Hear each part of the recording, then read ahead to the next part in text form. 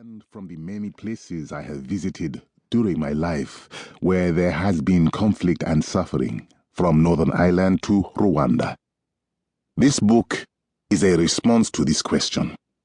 It is also an answer to the unspoken question that lies behind: how do we forgive?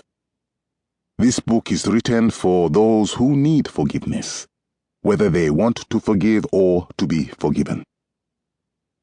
There are days when I wish I could erase from my mind all the horrors I have witnessed.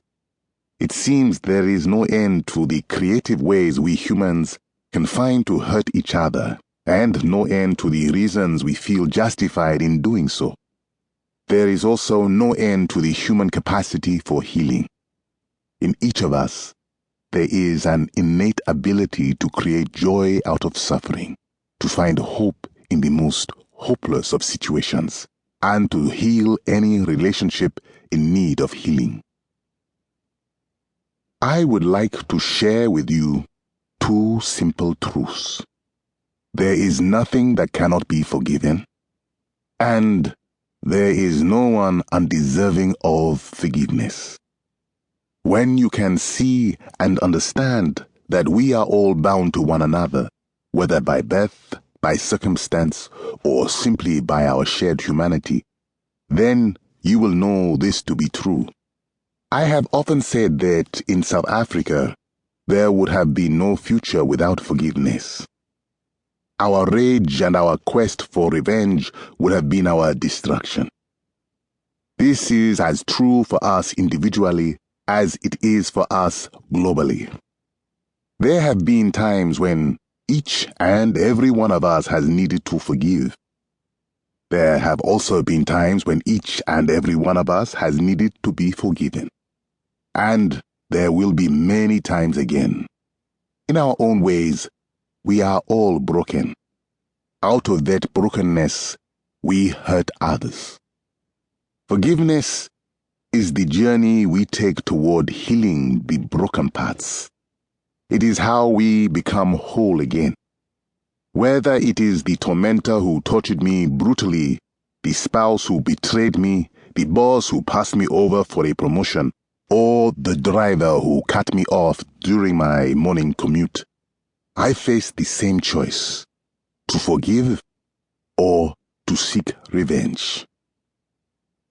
We face this choice of whether or not to forgive as individuals, as families, as communities, and as a deeply connected world.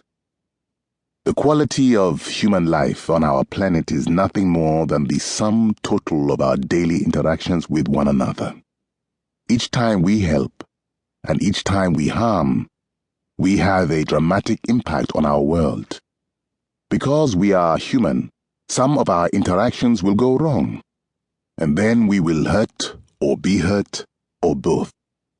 It is the nature of being human, and it is unavoidable. Forgiveness is the way we set those interactions right. It is the way we mend tears in the social fabric. It is the way we stop our human community from unraveling. There are countless studies that enumerate the social, spiritual, psychological, and even physiological benefits of forgiveness. The actual process of forgiveness, however, has often been left a mystery. Yes, it is good and helpful to let go of resentment. But how do we let go of resentment when we have been harmed? Of course, it is better not to exact retribution. But how can we forgo retribution when what has been taken from us cannot be restored?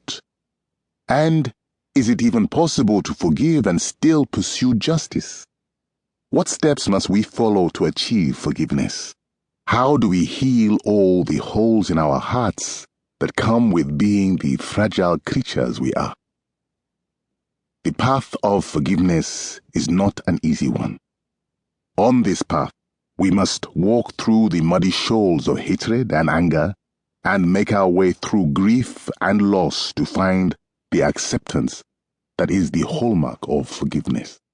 While it would be much easier to make this journey if the route were marked clearly,